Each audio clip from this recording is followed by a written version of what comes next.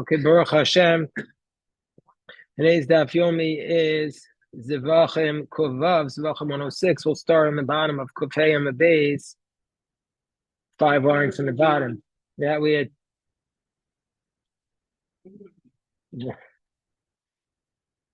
So the Gemara had said that Rabbi Shimon, his position was that when the garments become tummy, it's not when they get brought out from the, not when the animal gets brought out from the base from the courtyard, which is when it's going to be burned, but only when it's actually burnt. So what's the source for that? Rabbi Shimon, because it said in the verse that they become tummy when it goes outside the camp. So Rabbi Shimon says it's only once it's burnt. So what does he do with the words outside the camp?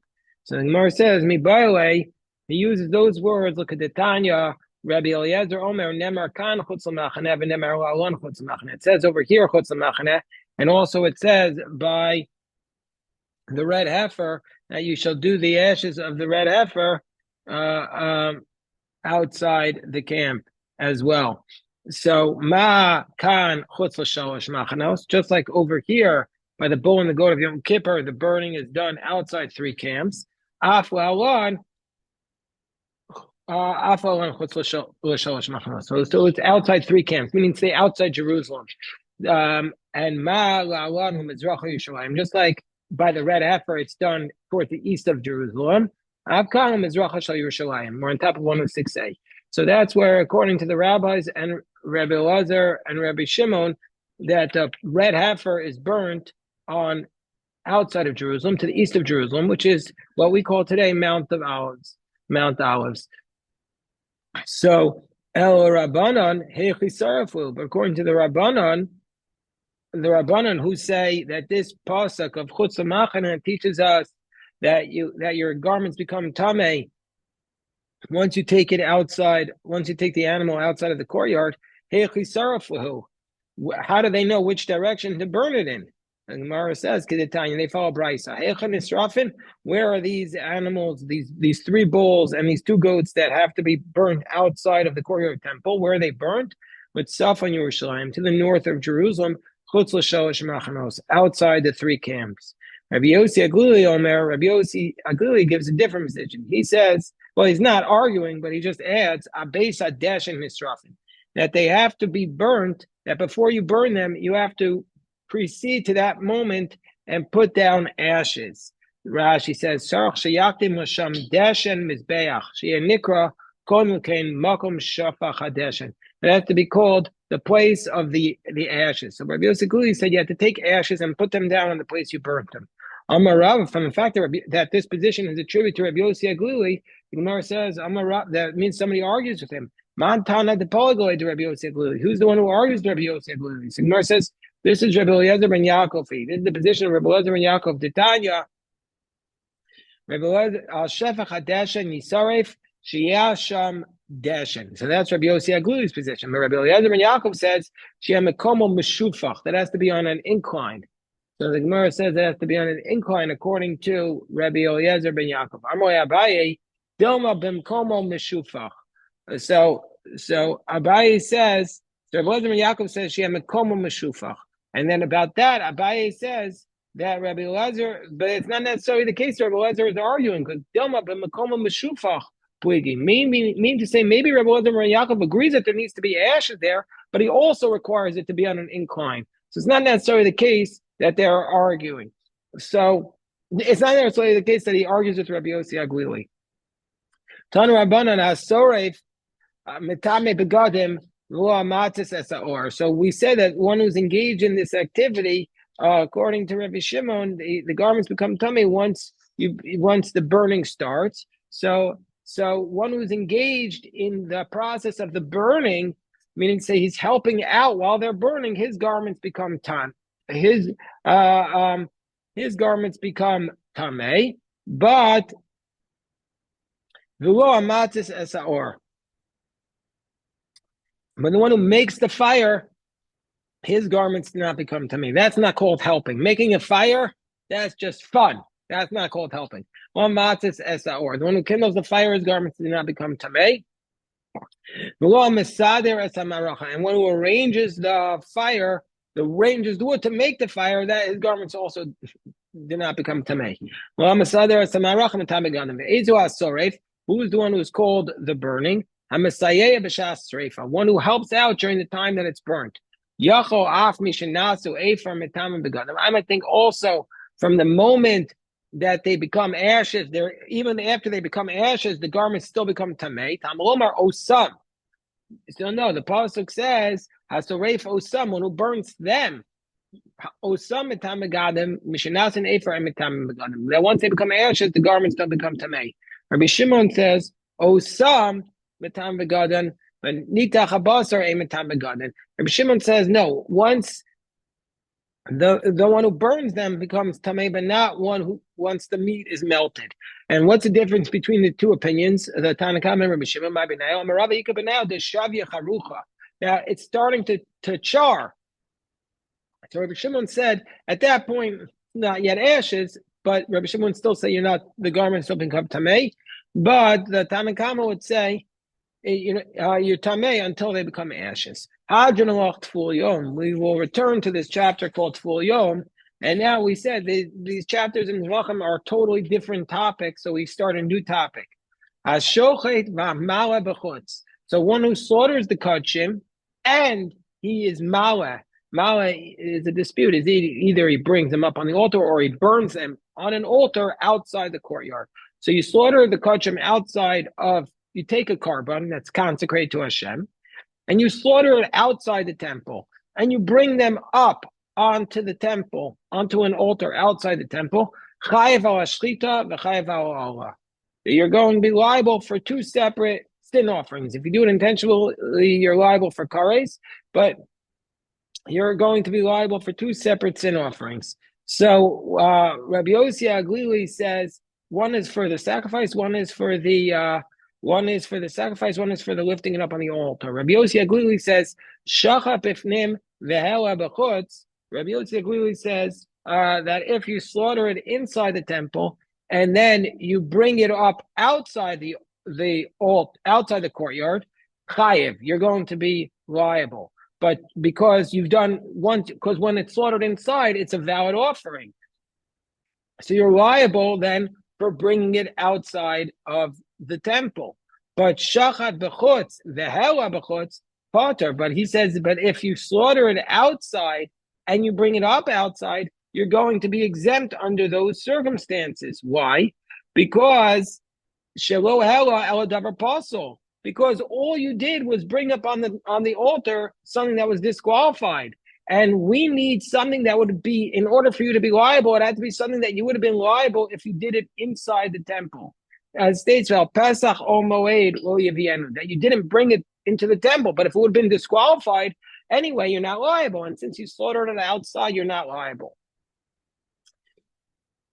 Amrulo, the rabbis responded to Rabbi Yossi Aglili, once you have that logic, well then even if you slaughtered it inside and you brought it outside, you're still not bringing up a valid offering. Because once you brought it outside the temple, you've disqualified it. So according to your logic, you're never going to be liable. And we know that you are liable. So therefore, also if you slaughter it outside and you bring it up outside, the rabbis say you're liable. Says the Mishnah, Tamei she'achal. So let's say you're Tamei and you ate Tamei she'achal. So the Gemara says that the Rashi says this is just similar to the earlier discussion. So it's Tamei, a person who's Tamei, who ate something Bein Kodesh, Tamei, Bein Kodesh Tahor, Chayiv. Somebody who's Tamei, who ate something, whether it was a valid korban or whether it was a Tamei korban, he's going to be liable he's going to be liable under those conditions. He's liable to bring a chatas.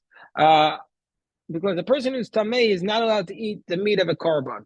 And whether it's tahor or tamei, he's not allowed to do it. If he does intentionally, he's liable for kares. Accidentally, he has to bring a chatas. Whereas Rabbi Yossi Aglili Omer, no, tamei shachal tahor chayev, tamei shachal tamei is pater, shelo echal al davar tamei.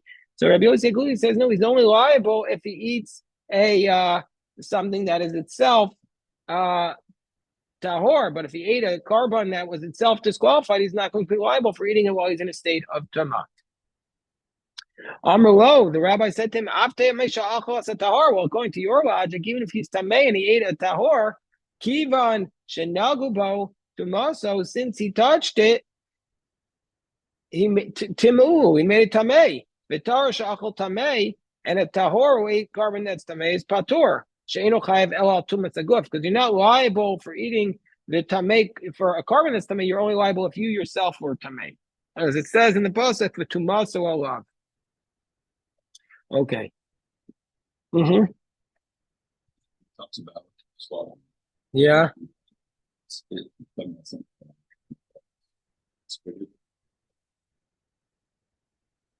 Yes, that's the whole point. Yeah. Baruch Hashem, yeah. Can you just say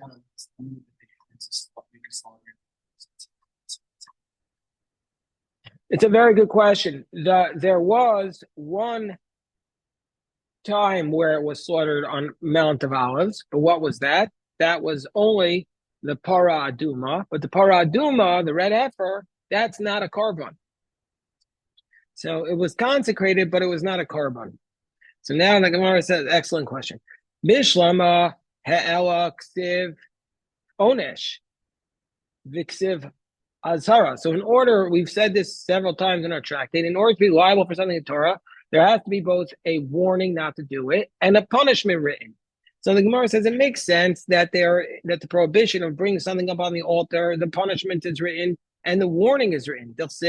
Al Pasach O Moed Lo Yavienu. The onesh is because it says you're not allowed to bring it into that if you didn't bring it to the temple, then you get kares. Al Pasach O Moed Lo Yavienu. Azara, and we know that you're warned not to do it. There's a law because it says do not bring an olah outside wherever you want to bring it. That's a prohibition. But where do we see that it's a prohibition to slaughter an animal outside the temple? Slaughter a carbon outside the temple. Bishlama onesh, we understand where there's a punishment because it says specifically, it says a man who will make a slaughter, but he doesn't do it in the Ol Moed. But where do we see? And then it says he gets kares. But where do we see that you're warned not to bring it? That there's a prohibition against it. El Azar Mino. And how do we know that there's a prohibition against making a sacrifice outside the temple? Amar Krav v'lo yizbechu od. So it says in the pasuk, v'lo yizbechu od et zivchayim wasirim. You're not going to make a sacrifice, but that doesn't. So that refers to slaughtering. So the Gemara says, wait 1 second. We can't use that prohibition to teach us that you can't slaughter an animal, a carbon outside the temple. Look at the Rabbi. Look at the Rabbi. Elazar, don't we need that to teach us the law of Rabbi Elazar? That what did Rabbi Elazar teach us? And we already had this. We already had this in Sanhedrin and in Avodah Zarah. Damar minayla zoveach behemel and Marcos shulchayev. That the Marcos, the way you worship Marcos. Anybody remember? How do you worship Marcos? Remember, Jeff? Oh, so that's called remembering. By throwing a stone towards it. So how do we know if you slaughtered an animal towards Marcos, you're also liable? Rabbi Elazar taught that the way we know is but we already know that you're not allowed to worship it. So if you worship it in an unusual manner, i.e. slaughtering it, an animal towards it, you're liable. So that's what that pasuk is teaching us. It can't teach us that that's the prohibition of making a slaughter outside the temple.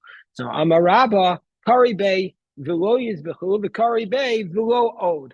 So no, there's 2 words there. It says Velo Yizbechu Od. So it means to say you can't, that teaches us both. So the Gemara says, Akatami by the way, but we still need that to teach us. Look at the Tanya. Adkan, like we learned in the Brisa. Adkan, hu medaber bekachim shektishan b'shas isur abamos. Like we had a Brisa that tells us, we know that there's a prohibition. Adkan, we know that there's a machokes that to teach us. We know that the pasuk is telling us, we know that you get punished with kares if you slaughter the animal during the time when there was a prohibition of a bama. A bama is to bring a sacrifice outside the temple.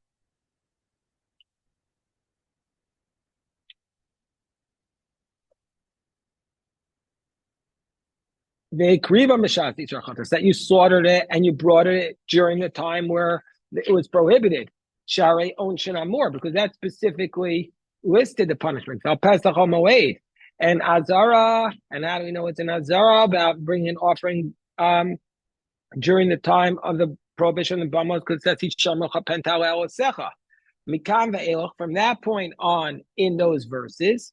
But from that point on, it refers to sacrifices that were consecrated during the time of the permission of the bamos, and that they were brought during the time of the prohibition of the bamos. As it says, "Laman asher yaviu b'nei Yisrael et zivcheihem asher heim zovchim." Meaning to say, the next verse is telling us that there's another prohibition, that even if you consecrated the animal during the time where it was still allowed to do a bama, but then you brought it during the time that it was prohibited, so then we know that those are prohibited.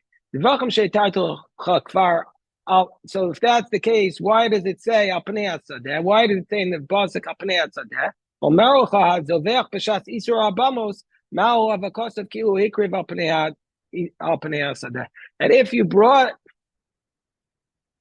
And if you slaughter a carbon outside the courtyard, it's during the time where the bamos are prohibited, I'm going to look at you as though you consecrated it on the face of the field, meaning to say not for the sake of heaven, but for avodah zarah. That you should bring it to the temple, mitzvah saseh. That's a positive commandment to make an offering. But this verse is a mitzvah saseh. Lo saseh minayin. How do we know that if there was an animal that was consecrated when it was allowed to be done outside the temple, that you're still not allowed to bring that outside the temple after it became prohibited? So we see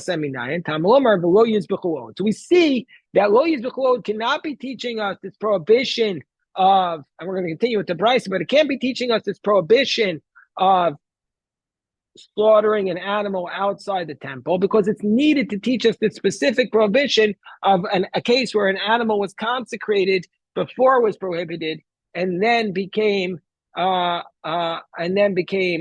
brought after the bamos were prohibited. So that's what it says. That's that verse. I might think that if you bring this offering that was consecrated before it was prohibited, and then you brought it after it was prohibited, I might think you get kares.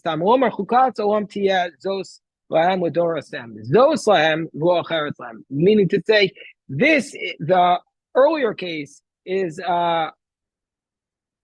punishment of kares, but not this. So therefore, we can't say, so we still don't, therefore, after these 20 lines, we still don't have a source for the idea of how do we know that if you sacrifice an animal outside the temple, you're going to it's a prohibition. Ella Amar, so therefore, what's the source for it? So it says, we have a Girsa here, a new text. The text is Ella Amar Abaye. Abaye says, Kal v'chomer. We're going to have we learn this prohibition from a logical argument. Ma b'makom shelo anash is here in a case where there was where you don't get kares, i.e., this case we just talked about, where if you consecrate the animal during the time where it was allowed to consecrate it, and then you sacrifice it after it was prohibited, you don't get shelo anash. It's not a punishment of kares, but yet we still have a prohibition. Makom she'anash, in the case where it's kares, i.e., we know that the punishment of slaughtering an animal outside the temple is kares. Eino din she'iser, meaning to say you don't need to tell us it's prohibited. It's if you consecrated it when it was allowed, and then you slaughtered it, and then there's a prohibition to slaughter it when it's not allowed. So for sure, if you consecrate it when it's not allowed, for sure there's a prohibition. And in that case, you get kares, so for sure it's prohibited. Amalei Ravina, No, that's you can't do that logic. Says Ravina Ravashi, and came. You want to tell me you can learn out prohibitions that they don't have to be explicit? If that's the case, I can give you a whole sort of things. Well, we know that chelav is prohibited. Chelav is the fat that's prohibited. Shuman is the fat that's permitted. Don't give me a prohibition by chelav. It takes a kavachor min avela, and I'll know it's prohibited from a regular carcass. Man avela, if you eat a carcass. So on you don't get kares. It's just a lav. He's here, but the Torah tells it's not allowed. Chelav sha'anash chelav. If you eat the chelav, you get kares. Ain't no dinsha is here for sure. For sure, it should not be allowed. So you don't. The Torah shouldn't need to tell us that chelav is prohibited. Also, kame derava. You don't even need to give me he says, no, you can't learn it out from the veil. Why? You couldn't make that kal chomer. Diko mefrach, because we could break that kal chomer by saying mal nevela shekem metame mishrat shekem metame. Because nevela, if you touch the carcass, you become tamei, unlike the chayla. So you can't learn out a kal chomer from the veil. So the Gemara says, well, we would be able to learn out a kal chomer from shratim tamein, from these shratim, from these animals that that if you touch their carcass, you become tamei. Mao shratim tamei, and just like so, the Gemara said, no, you can't learn out from a shratim tameim to chaylev. We can say shratim tamei that if you eat it, you don't get kares. And so, and if those are prohibited, for sure, chaylev is prohibited. So the Gemara said, no, you can't learn out from shratim tameim shemetama b'mashu, because they transmit the tumah even any small amount, whereas the chaylev only transmits the tumah. The chaylev is only prohibited in the kazayas, so they have their own stringency. Well, the Gemara says mishratzim tarmo, learn out from all other shratzim, which are also that they don't cause tuma if you touch them, and they're prohibited to eat, and you don't get kares. So learn out for sure that chaylev is prohibited. You wouldn't need a separate prohibition. The Gemara says no, ma'al shratzim tahorim sheisrim b'mashu. No, there it's prohibited for any amount, whereas chaylev, the prohibition to eat them is only in an olive size amount. So the Gemara says, well, learn now from a prohibition from Arla and Koya Kerem that those are prohibited, and if you eat them, you don't get kares. And there is a punishment; those are prohibited. So for sure, chaylev is prohibited. The Gemara says, no. Mal Arva Koya Kerem shekin asrim bana. Arla and Koya Kerem, those are prohibited to have any benefit from them. Unlike chaylev, where you can get benefit. The Gemara says from Shvius, we'll learn that from the sabbatical year. Again, if you eat that, you don't get kares. No, the Gemara says again, Mal Shvius shekain tofeses tameh. Shvius has its own stringency that the prohibited item attaches itself to the money. So the Gemara says learn that from truma. With truma, if you eat the truma, if a non-Kohen eats it, he doesn't get kares, and nevertheless, the Torah gives us a warning about it. He gets death from heaven. It's pretty severe, but it's not kares. So the Gemara says, don't give me an argument from truma, because there's never example of a truma being allowed to a zar, but chaylev will become permitted if it's of a chaya, not of a behema. Certain animals, chaylev is prohibited. The Gemara says, well, that logic shouldn't be able to learn out from any of them, because all the other cases they're never permitted. So therefore, the Gemara's basic point here in all of this is. The Gemara's basic point is that you can't learn out something that's prohibited from a kal v'chomer. So therefore, we still need to have a prohibition telling us that you can't slaughter the animal outside the temple. So it says, Amar Rava ikashui. If I was going to ask about Rabbi Abin or Abaye, who says the source is from the idea of the fact that it's prohibited to slaughter an animal when the bamos are permitted, to consecrate an animal when the bamos are permitted, and then even slaughter when it's prohibited. So for sure, it's always prohibited to slaughter it outside the temple. If you're going to challenge me if you're going to challenge Abaye or Rabbi Avin, this is the prohibition. So that which we say that the Karban Pesach and the Bris Milah, where it's a positive commandment, and if you don't do them, you get kares. And the person who brings them, who misses them up accidentally, does not bring a chatas, because chatas only comes from negative commandment. But why are they exempt from a chatas? Why don't we learn it out from a logical argument from Mosir, from somebody who eats expired meat? So Ma Mosir Shalo Anash his year Pesach Mila Anash and Odinsha his year. Meaning to say there should be a prohibition against bris and Pesach that you get chat, that you'd have to bring a chatas, and we should learn it out from the case of Mosir, which is not even curries. What? No. But not Pesach. Well, but Pesach and Mila are different there because they're punishment. They're the only two examples of an assay where you're liable for a kares. But you don't bring a chatas for them. So you think, but why wouldn't you bring a chatas by this kal v'chomer according to you? So therefore, Amar Vashi, Amrisa l'shmaita kamei d'Rav Kahana, Amar leimi Mosir lo asi. No, don't. You can't bring them proof from the case of Mosir. Diko mifra, because you could challenge it by saying Mala Mosir shekain elo takana. Case of Mosir, there's nothing you could do to fix it. Meaning, why? Once it's expired, you can't fix it. But the bris, you can fix it. How would you fix it? Do the bris right away. The Pesach, how would you fix it? Because you have Pesach Sheni. Tomer Pesach Sheishlo Takana. So Gemara is going to again challenge Rabbi Avin because he's learned out this prohibition from a kal v'chomer, and the Gemara is going to take it up on tomorrow's daf and say B'chim min adin. But that's today's daf. Baruch Hashem, we're into the new chapter. Hashoichet v'amala. All right, we'll stop here, and we have Benedict Shir at 9:30, Rabbi Yosef Shir at 10, and Parsha Shir at 12:30. Where we got the full day of learning ahead of us. What? The Gemara had a question on Rabbi Avin and Abaye, and the Gemara didn't break the question, and the Gemara is going to ask another question now. Okay, we'll stop here. Baruch Hashem. Thank you. Thank you. Thank you.